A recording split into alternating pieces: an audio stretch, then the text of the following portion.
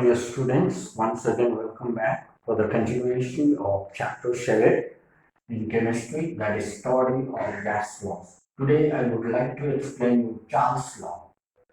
Before I start this, let's revise what we have found in previous class.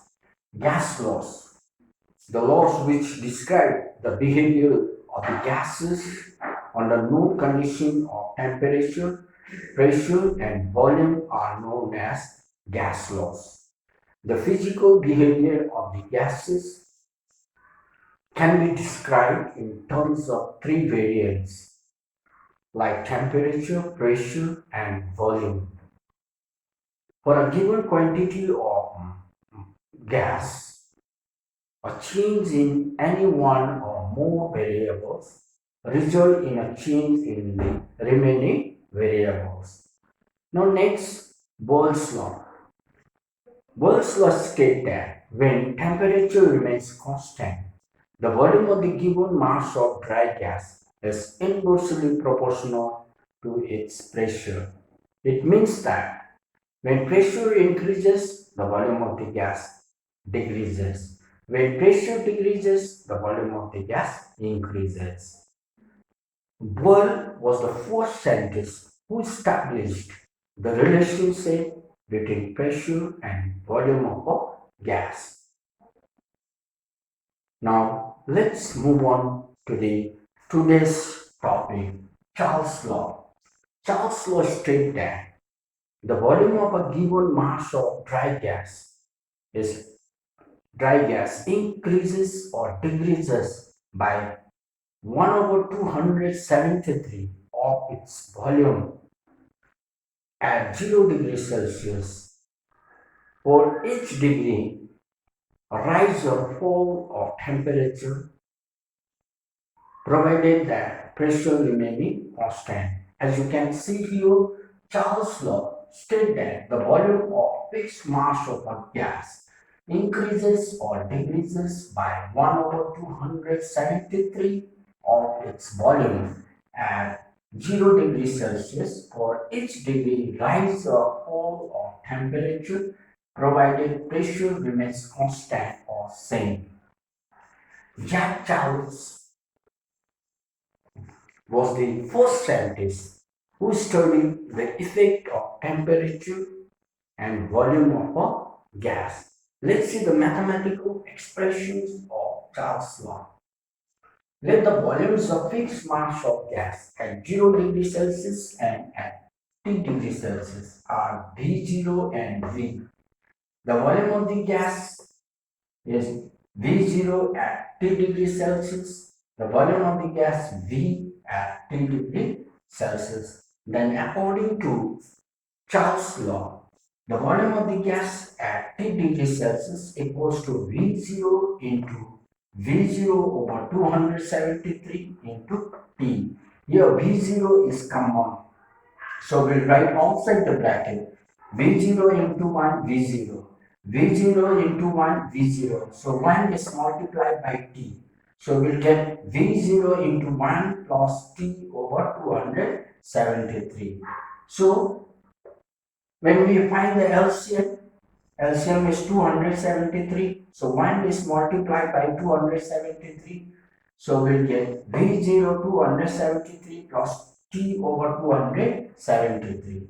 From this equation, now we can define the new scale of temperature at T degrees Celsius on a new scale is given by capital T equals to 273 plus small t, and at 0 degrees Celsius is given by T0 equals to 273.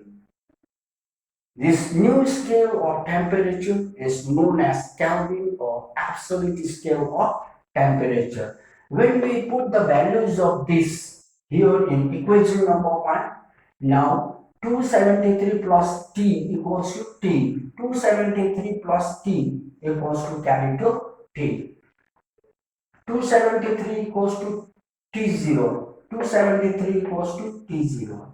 So V0 into T over T0 So on cross multiplying V over T, V0 over T0. V1 over, V over T equals to V0 over T0 equals to V over T. Constant. Thus, Charles' law can also be defined as when the pressure remains constant, the volume of the given mass of dry gas is directly proportional to its absolute temperature.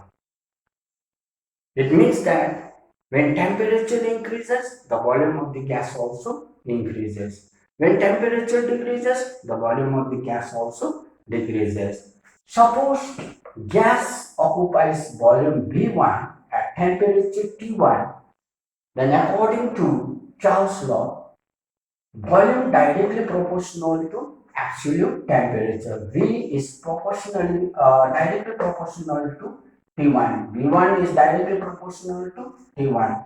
So V1 equals to K into T1. Therefore, K equals to V1 over T1.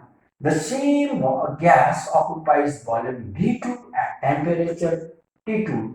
Then the volume of the given mass of dry gas is directly proportional to temperature. V2 is directly proportional to T2. So V2 equals to K into T2. Therefore, K equals to V2 over T2. So V1 over T1 equals to V2 over T2 equals to K. K is constant. This is the mathematical expression of Charles' law. So when we plot the volume of a gas against the corresponding temperature, will get a straight line graph. Say here, graphical representation, this vertical line represents the volume of a gas. This horizontal represents the temperature of a gas. Here at 273 Kelvin, the volume of the gas is 300 cubic centimeter. At 200 Kelvin, the volume of the gas is 200 cubic centimeter. At 100 Kelvin, the volume of the gas is 100 cubic centimeter. At 0 Kelvin, the volume of the gas is 0. Here from this graph also it is clear that when the temperature increases, the volume of the gas increases. When the temperature decreases, the volume of the gas decreases. As you can see here, at 273, it was 300 cubic centimeter. At 200 Kelvin, the volume of the gas is 200 cubic centimeter. At 100 Kelvin, the volume of the gas is 100 cubic centimeter. Your temperature decreases, the volume of the gas also decreases. Dear children, here we have come to the end of today's class. Thank you very much.